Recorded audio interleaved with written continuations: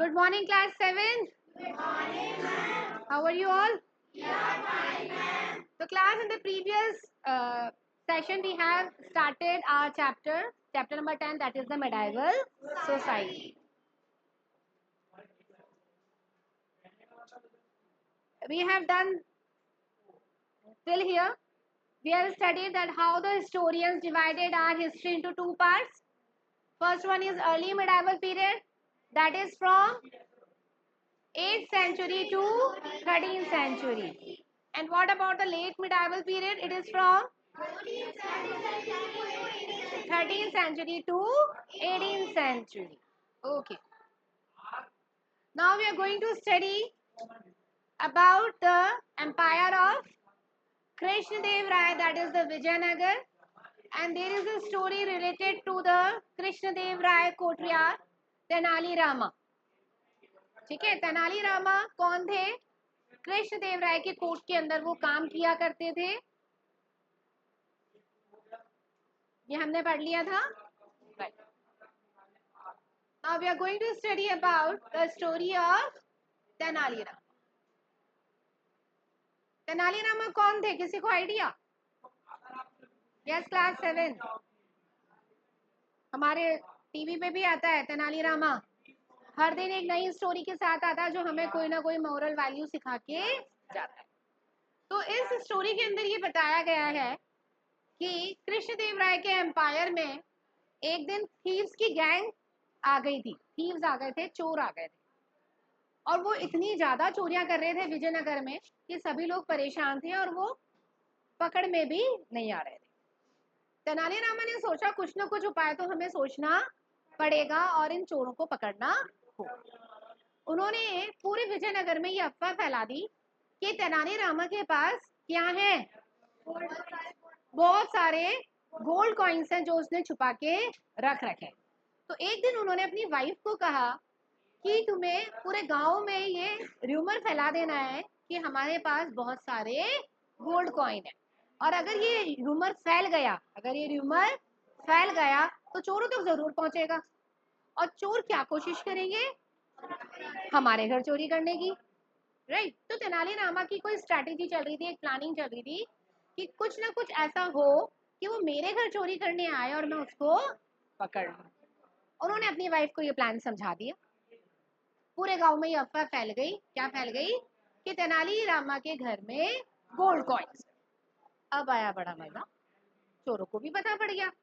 चोरों ने सोचा क्यों ना आज ही रात तेनाली रामा के यहाँ चोरी करें. ठीक है. अब तेनाली रामा था तो बड़ा क्लेवर, उसको इस बात का बिल्कुल जज था कि भाई आज रात को चोर मेरे घर चोरी करने डेफिनेटली आएगा, वो क्यों ये मौका छोड़ेगा. तो जहाँ वो सो रहे थे उन्होंने अपनी वाइफ से कहा. उससे पहले ये हुआ कि बहुत ज़्यादा ऐसे हो रहा था कि पैरों की चलने की आहट आ रही थी, आवाज़ आ रही थी, कोई हवा नहीं चल रही थी, कुछ नहीं हो रहा था. तो उनको लग गया था कि ये जो चलने की आवाज़ है ये किसी ड्राई लीव्स की नहीं है, ये चोरों की पैरों की आवाज़ है. वो बड़े जोर जोर से अपनी वाइफ से बोले कि भाई अपने घर में इतना सारा गोल्ड कॉइन्स रखा हुआ है, क्यों ना इसे एक संदूक में डाल के और अपने घर के बीच में जो कुआं है, वेल है, उसके अंदर डाल दिया जाए. तो चोरों को इसकी खबर भी नहीं होगी और हमारे कॉइन्स बच जाएंगे. ये बात उन्होंने अपनी वाइफ को बड़े जोर जोर से कही. इसके पीछे क्या रीजन था? कि भाई चोर सुन रहा है. तेनाली रामा को इस बात की खबर थी कि चोर जो मैं अपनी वाइफ से बात कर रहा हूँ वो बड़े ध्यान से सुन रहा है, और तेनाली रामा चाहता भी यही था कि चोर उनकी बात सुन ले. ठीक है. उन्होंने अपनी वाइफ को कहा और ये कह के वो सो गया. वो तो निश्चिंत सो गया कि भाई अब जो करना है किसको करना है? चोरों को करना है. चोरों ने बात सुन ली कि भाई तेनाली रामा ने अपना खजाना कहाँ छुपा रखा है? वेल के अंदर, और वेल है उसके घर के बीचों बीच. ठीक है.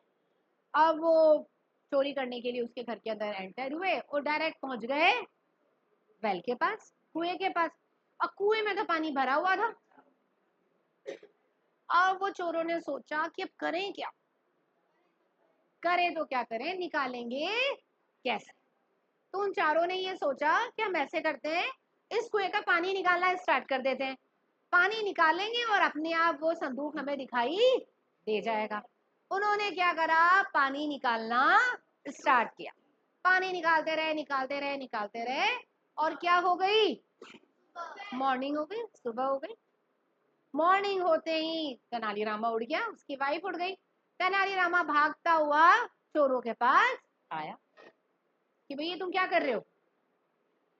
बोले हम तो चोरी करने आए थे, तुम्हारा वो संदूक चाहिए था, वो हम निकाल नहीं पाए। तो बोले लाओ मैं तुम्हारी हेल्प कर देता हूँ। उसने हेल्प करी। हेल्प करके उसने क्या निकाला, संदूक बाहर निकाला। और संदूक खोला तो क्या निकले, पत्थर ही पत्थर, स्टोन ही स्टोन निकले। और इस तरह से उसने कृष्ण देव राय की हेल्प करी उन चोरों को पकड़। आई बात समझ में। तो ये हमारी स्टोरी थी, बहुत फेमस स्टोरी है कि किस तरह से तेनालीरामा ने अपनी क्लेवर से चोरों को पकड़। आगे समझ में बात। हाँ, shall we continue? Any doubt till here? What are the state policies during the Regan of Krishna Dev Rai? Krishna देव राय के रीगन के वक्त क्या इन्होंने पॉलिसीज लगा रखी थी, चला पढ़ते हैं हम। देखिए, he governed the empire based on the principal outline is the Amukta Malyada, a Telugu epic from which is composed by Krishna Dev Rai. Again the question arises, क्या क्वेश्चन बनेगा, name the Telugu epic which is composed by Krishna Dev Rai. Write down the question.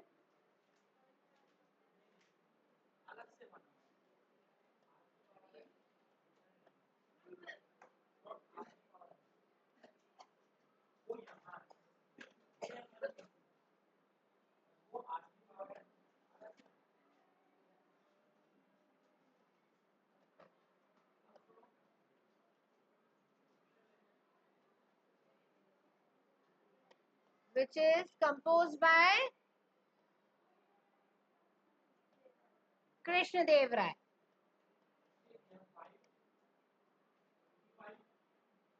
What's the answer?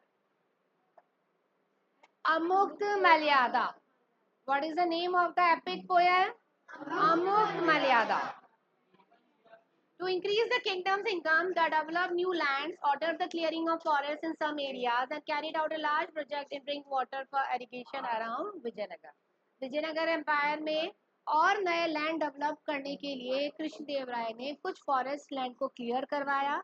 वहाँ पे नए नए project start किए गए, irrigation facilities develop करी गई, जिससे लोगों की इनकम और ज़्यादा बढ़ सके।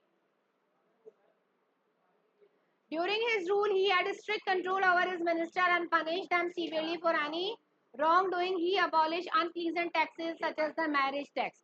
कई जगह क्या होता था, अगर मैरिजेस वगैरह होती थी तो उसका भी टैक्स लिया जाता था। तो कृष्ण देव राय ने जो अनप्लीजेंट टैक्सेस थे, अनवांटेड टैक्सेस थे, उनको भी अपने यहाँ से अबॉलिश कर दिया था। Visitors from other countries like Pays, Nunes and the Barbosa were impressed by his efficient administration and the prosperity of the people during his reign. He showed great concern for the all well-being of the people by regularly touring the empire. देखिए, मैंने आपको बात पहले भी बताई थी, अगर कोई भी किंग अपने किंगडम का डेवलपमेंट चाहता है, इम्प्रूवमेंट चाहता है, वो चाहता है कि उसके किंगडम में सभी लोग हैप्पी अपनी लाइफ अर्न करें, तो इसके लिए क्या करते थे, वो खुद पर्सनली जाकर सब चीज़ें ऑब्जर्व करते थे, लोगों को ढंग से वॉच किया करते थे, मार्केट में जाया करते थे कि कहीं कोई रॉन्ग डूइंग तो नहीं हो रहा, कहीं कोई गलत काम तो नहीं कर रहा। अगर ऐसा कुछ फाइंड आउट होता था तो उसको किंग क्या करते थे, पनिशमेंट भी दिया करते। हमने नहीं देखा मूवी में, मैंने आपको एग्जांपल दिया था, कौन सी मूवी थी, बाहुबली, जिसमें राजा खुद जाता है।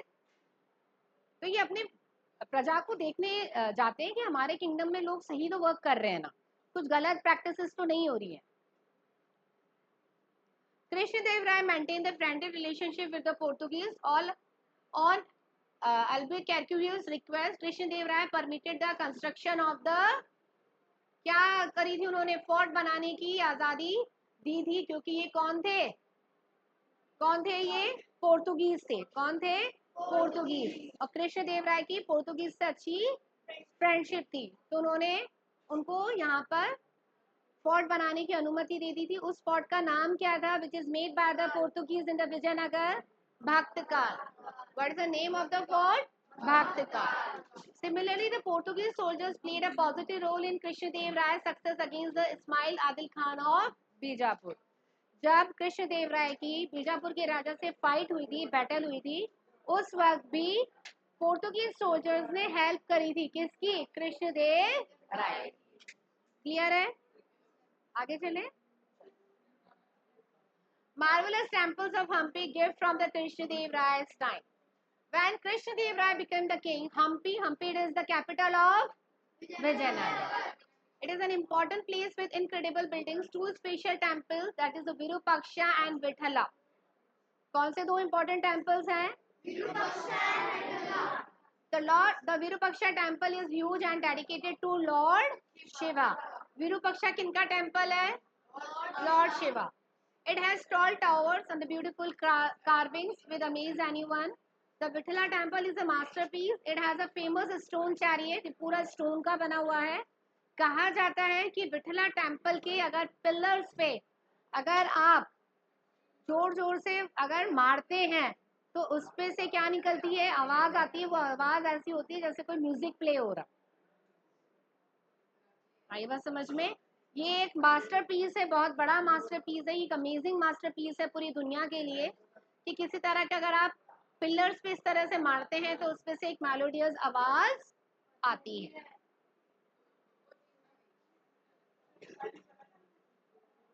Now, what is the social structure? These temples show how rich and wonderful the empire culture was. Even today, the many people visit Virupaksha and Vithala temple. These structures keep history alive and inspiring us with their art and beauty. Now, the social structure. During Krishnadev Raya reign, the way people lived and worked together was guided by the certain rules. What are the rules? कैसे उन्होंने society को run out किया? जैसे हम पहले भी पढ़ चुके हैं पिछले क्लास में कि our society is divided into four varnas. What are the four varnas? Brahmin, Kshatriya, Vaishyas and Shudras. These are the four varnas. According to the four varnas, they have to do their work. उनके cast के according उनको work divide किया गया है। देखिए, people were divided into groups called castes. Brahmins were at the top. Who were at the top? Brahmins, doing important roles like the priests and scholars, while Shudras were at the bottom, doing jobs like labor and artistry. Your caste decide your status, your jobs and chances in life. आप किस cast को belong करते हैं उसी cast के according आपको job work दिया जाता है। आगे बात समझ में? Got it?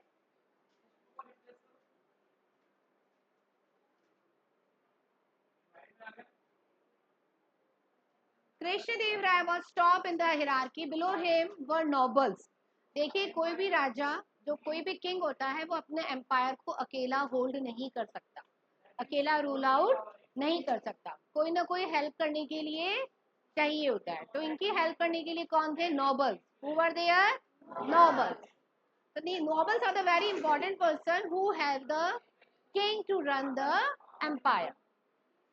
Rich landowners called Gaundas or the Patels were important. They controlled huge areas, collected taxes, and made sure there was enough food. People who made things, and traders were also important. They formed groups to protect their interests in trade. They brought in goods and ideas from different places. The lower class of the society consisted of the labor, servant and slave. देखो lower caste में कौन कौन आता है? Labor, servants and slaves.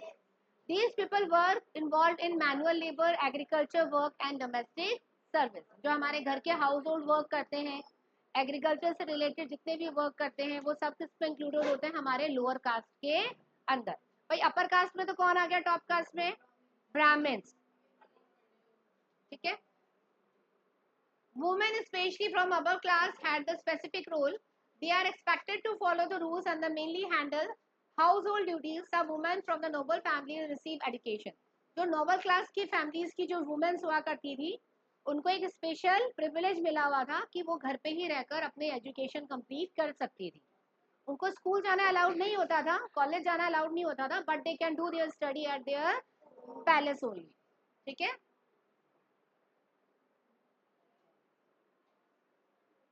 Nature of the land holding.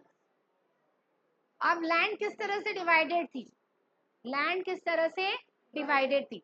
क्या सभी के पास land हुआ करती थी? नहीं। आगे हम पढ़ते हैं कृष्णदेव राय रीगन में कैसे लैंड होल्डिंग हुआ करती थी। The feudal system was the primary system for land holding during this period. The king, as the ultimate sovereign, owned all the land in the empire. पूरे एम्पायर के अंदर जितनी भी जमीनें हैं उसका लैंड होल्डिंग किसके पास हुआ करता था? किंग के पास। किसके पास हुआ करता था? किंग के पास। However, he granted land as jagir to his trusted nobles. King जिन नॉबल्स के ऊपर फेथ रखता था, विश्वास रखता था, उनको क्या करता था? अपनी जमीनें दे दिया करता था। अपनी जमीनें दे दी तो वो क्या बन गए? नॉबल्स। क्या कहलाएंगे? जागीरदार। जागीर, और we can say jagirdar. The land which is distributed by the king to their faithful nobles were called jagir. क्या कहेंगे उनको हम? जागीर। इन जागीर्स में और कौन हो सकते हैं? मिलिट्री के कमांडर्स भी हो सकते हैं। अगर वो भी फेथफुल है तो उनको भी किंग क्या करता था?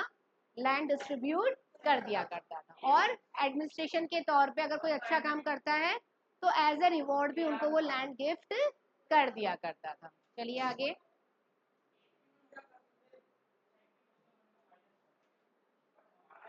Jagirs were the principal form of the land grants given by the king. The recipient, known as the Jagirdars, and granted control over the assigned land. Along with the associated rights and privilege, Jagirdars could collect the revenue from the land and were responsible for maintaining law and order within their territory. जिन भी जागीरदार्स को king ने land distribute करी है तो क्या land ऐसे ही रहेगी या लैंड पे कल्टीवेशन होगा? कल्टीवेशन होगा। कल्टीवेशन करने के लिए उसको कौन चाहिएगा? फार्मर्स। अब जो फार्मर्स उनकी लैंड पे काम कर रहे हैं उन फार्मर से वो क्या लेगा? Tax, revenue. क्या लेगा? और रेवेन्यू कलेक्ट करके किसको देगा? किंग को। जागीरदार कलेक्ट कर रहा है ना बेटा। देखो, कुछ परसेंट जागीरदार कलेक्ट करके रखेगा और कुछ परसेंट किंग को दे देगा। और जागीरदार की ड्यूटी है, he was responsible for maintaining law and order. पूरी उसकी टेरिटरी में उसकी रेस्पॉन्सिबिलिटी है लॉ एंड ऑर्डर को मेंटेन करना। Clear class? Class 7, any doubt? Okay. The majority of the population in the Vijayanagar empire were farmers. Vijayanagar empire में mostly लोग किस में एंगेज रहा करते थे? फार्मिंग में। They worked on the land owned by the Jagirdar and paid a portion of their farm produce as a taxes on rent. जो मैंने बात बताई अभी आ गई। फार्मर्स जागीरदार की लैंड पे काम किया करते थे और as a tax, as a rent उनको पे किया करते थे। भाई आपने जितना प्रोडक्शन किया है उसका कुछ पोर्शन आप जागीरदार को एज ए रेंट या टैक्स उनको देंगे। देखिए, आज आपकी खुद की जमीन हो और आपके लैंड पे कोई फार्मर वर्क कर रहा है तो क्या आप उसको फ्री ऑफ कॉस्ट करवाएंगे? हम उससे क्या करेंगे? रेंट लेंगे। और अगर हम उससे रेंट नहीं लेते तो आप उसको क्या कहेंगे कि भाई आप जितना कल्टीवेशन कर रहे हो, आपने जो भी क्रॉप ग्रो करी है उसका 1/3 हिस्सा या 1/4 हिस्सा मुझे एज ए टैक्स पे कर दें। भाई या तो एज ए ग्रेन मांग लो आप, एज ए कैश मांग लो आप, दो ही चीज होगी। क्लियर है क्लास 7? चलिए। Temples and the religious institutions held significant amounts of land during the Krishnadev Raya reign. They received the land grant from the king or through the donation from healthy individuals. Brahmins and the priestly classes were also granted land for their religious and exploratory activities. Brahmins को भी जो कृष्णदेव राय थे अपनी जमीनें दे दिया करते थे। किस लिए दे दिया करते थे? या तो टेम्पल्स बनवाने के लिए या कुछ रिलीजियस प्रैक्टिसेस करवाने के लिए। भाई आपको कोई धर्मशाला बनवानी हो, समझ रहे हो, अगर कोई मंदिर बनवाना हो, कोई लाइब्रेरी बनवाना हो, हाँ हाँ, धर्मशाला, वी कैन से द धर्मशाला ना। Hotels, it is a new word. पहले ये होटल वर्ड नहीं चलता था। आई बात समझ में? ठीक है। Land tenure was often heredity. Land tenure, land कितने टाइम के लिए दिया जा रहा है वो फिक्स हुआ करता था। लैंड टेन्योर मतलब कितने टाइम पीरियड के लिए दिया जा रहा है। Meaning that the land holding rights would pass down through generation with a family. मान लीजिए राजा ने लैंड को ट्रांसफर किया किसी फैमिली को 5 इयर्स के लिए, फिर वो नेक्स्ट 5 इयर्स के लिए नेक्स्ट जनरेशन के पास चल जाएगा, फिर नेक्स्ट 5 इयर्स के लिए नेक्स्ट जनरेशन के पास चल जाएगा। मतलब हेरिडिटी चलती रहेगी। जैसे आपकी प्रॉपर्टी आपके पास कैसे आई, दादाजी की प्रॉपर्टी पापा के पास आई, पापा ने कुछ प्रॉपर्टी आपको ट्रांसफर कर दी, फिर आपने अपनी कुछ प्रॉपर्टी आगे फर्दर ट्रांसफर कर दी। तो ये जो हेरिडिटरी सिस्टम है, एंसेस्टर प्रॉपर्टी का ट्रांसफॉर्मेशन होना, ये पहले भी होता था और ये आज भी होता है। क्लियर हो गई। तो यहाँ पर देने वाले कौन है, कृष्ण देव राय। यहाँ प्रॉपर्टी कौन डिस्ट्रीब्यूट कर रहे हैं, प्रॉपर्टी ना कहते हम ये कहें लैंड डिस्ट्रीब्यूशन। प्रॉपर्टी नहीं दी कृष्ण देव राय ने, क्या डिस्ट्रीब्यूट किया है, लैंड। चलिए इकोनॉमिक एक्टिविटी की बात करते हैं। During the reign of the Krishnadeva Raya there were the multiple economic activities practice. अब वहां पर एग्रीकल्चर के अलावा और क्या प्रैक्टिस हुआ करती थी। कृष्णदेव राय के रीगन में लोगों ने एग्रीकल्चर तो बढ़ाया ही, एग्रीकल्चर के साथ साथ वो नई क्रॉप भी ग्रो किया करते थे। भाई मेनली जो मेन क्रॉप्स हुई, राइस हुआ, व्हीट हुआ, इन सब के अलावा भी वो नई क्रॉप ग्रो किया करते थे। नई क्रॉप में क्या था उनके पास, शुगर केन एंड टोबैको। क्या ग्रो किया करते थे, शुगर केन एंड टोबैको।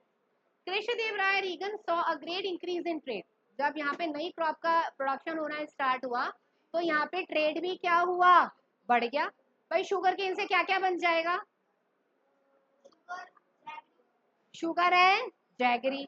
तो इसका प्रोडक्शन बढ़ने लग गया, धीरे धीरे ट्रेड बढ़ने लग गया। ट्रेड बढ़ा तो लोगों के पास इनकम सोर्स आ गया। अब ही बिल्ट मैनी रोड्स,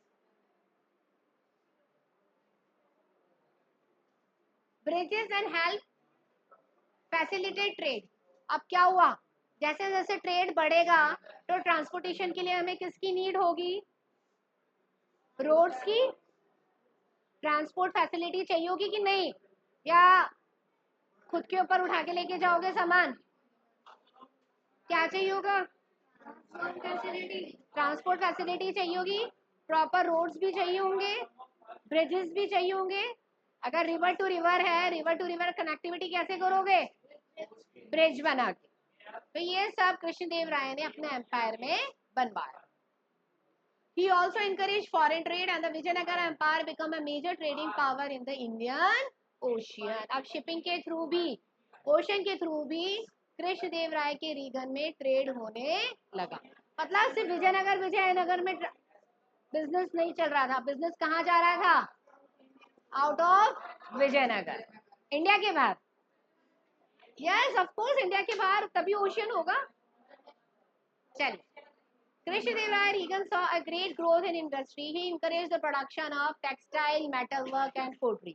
जहाँ पर एग्रीकल्चर सेक्टर बढ़ता जा रहा था, साथ में क्या बढ़ने लग गया, इंडस्ट्री सेटअप होने लग गई। किस किस की इंडस्ट्री सेटअप हो गई, textile, metalwork and pottery. He also built many workshops and factories which helped to create jobs and boost the economy. Krishnadev Rai Regan saw a great expansion of mining. He built many mines which helped increase the supply of gold, silver and copper. He also encouraged the export of these metals which brought in foreign exchange. आगे समझ में, चलिए।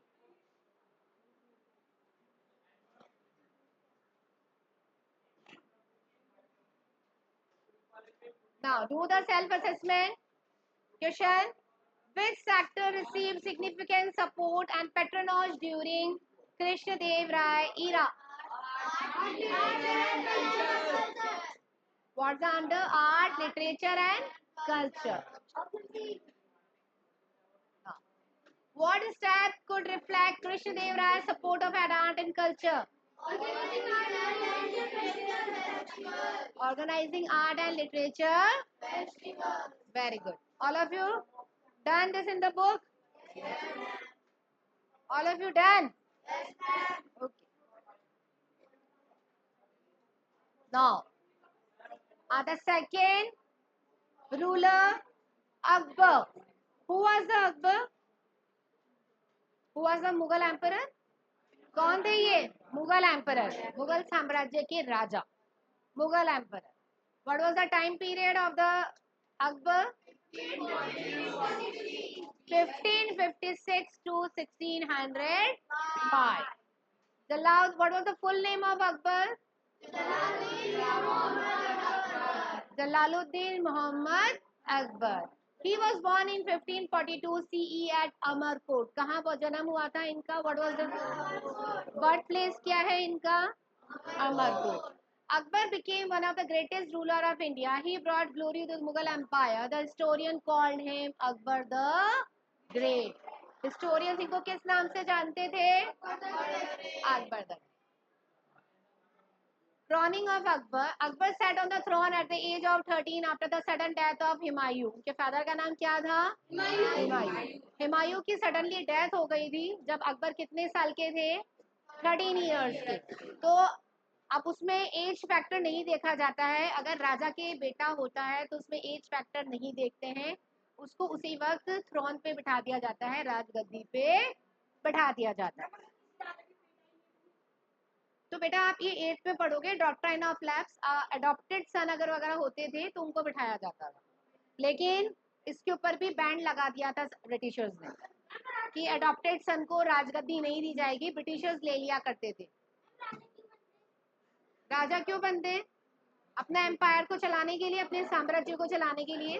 जिसके पास wealth हुआ करती थी, जिसके पास अच्छी वेल्थ हुआ करती थी, जिसके पास पैलेस हुआ करता था, जो अपने से पहले किसकी सोचते हैं?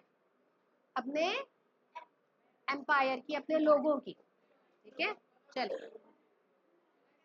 This was a very difficult time for Akbar. He reestablished Mughal empire was not very strong. The Rajput and Afghan want to expel the Mughals from India. Rajput और अफगान ने बहुत बार मुगलों पे क्या किया है? लड़ाई करी है, उनसे बहुत बार वॉर किया है. They were just waiting for the appropriate time to straight. वो चाहते थे कि मुगल एम्पायर अकबर से छीन लें हम. किन्होंने चाहा? राजपूतों ने और अफगान्स ने.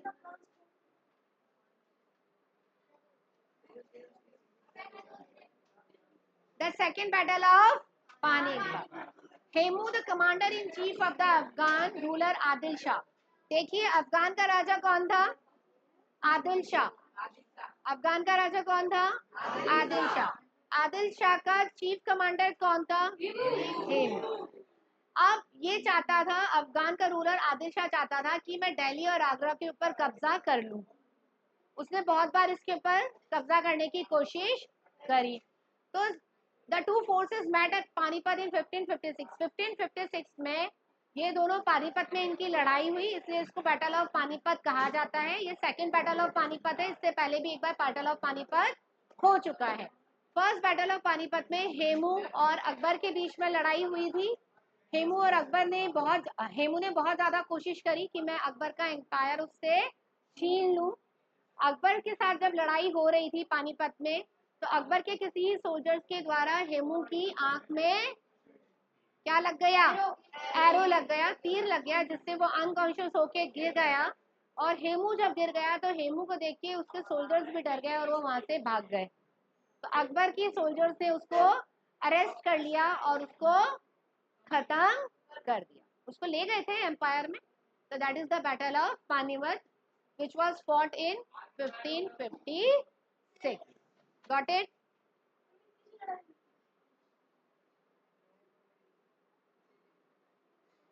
What were the state policies of Akbar? Akbar was not only the emperor of a large empire but also a national builder. He tried to unite different castes, religion and kingdom. He became the first Muslim ruler to do so. ये एक ऐसा मुस्लिम ruler था जो ये चाहता था कि सभी रिलीजन के लोग मेरे यहाँ पर एक साथ रहें. Right? He adopted a policy of religious tolerance. Akbar successfully established single rule. It included the whole of the northern India and some part of Deccan Plateau. He set up a common administration. He implemented a uniform judicial and the revenue system. Officers were appointed all over the empire. He also introduced common currency. देखिए इसके यहाँ पर different currency नहीं चला करती थी. इसने अपने पूरे मुगल एम्पायर में कॉमन करेंसी चलाई थी जिससे ट्रेड करने में लोगों को प्रॉब्लम नहीं आई. Akbar administration was a centralized monarchy. The monarch at the center was the highest position. His administration was divided into two levels. अब देखिए मुगल में एडमिनिस्ट्रेशन चलाने के लिए अकबर ने अपने एडमिनिस्ट्रेशन को टू पार्ट्स में डिवाइड किया. एक था सेंट्रल और एक था प्रोविजनल. फर्स्ट क्या था? सेंट्रल. सेंट्रल में देखिए ऑफिशियल्स हुआ करते थे, अलग अलग मिनिस्टर्स हुआ करते थे.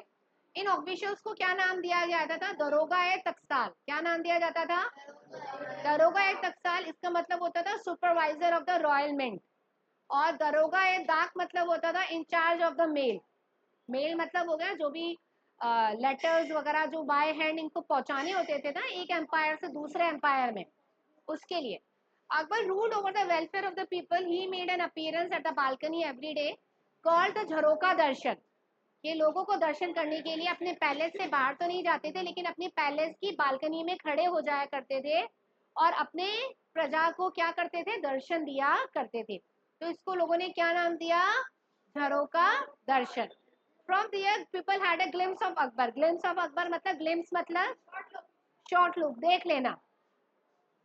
Glimpse of Akbar मतलब हो गया उनका short look, उनके दर्शन कर लेना, उनको क्षण भर के लिए देख लेना. And they could also present their petitions. Akbar held his court regularly in the Diwan-e-Aam. He met his official in Diwan-e-Khas. इन्होंने अपने कोर्ट्स को टू पार्ट में डिवाइड कर रखा था. एक होता था दीवाने आम और एक होता था दीवाने खास. दीवाने आम होता था जनरल पब्लिक के लिए, जहां पब्लिक अपनी फरियाद लेके आ जाती थी. फरियाद मतलब अपनी डेली की प्रॉब्लम्स, आम जनता की जो डेली की प्रॉब्लम्स होती थी वो डिस्कस किया जाती थी. कहाँ पे होती थी वो? दीवाने आम में. और दीवाने खास जहाँ पर वो अपनी ऑफिशियल से मीटिंग करा करते थे, उसको क्या बोलते थे? दीवाने खास. तो class 7, it is very little bit lengthy chapter. So we will continue this chapter tomorrow. Okay. Till here, read the chapter very carefully. It is very interesting chapter. Do it book exercise also. In the next session, we will do its third part. Okay.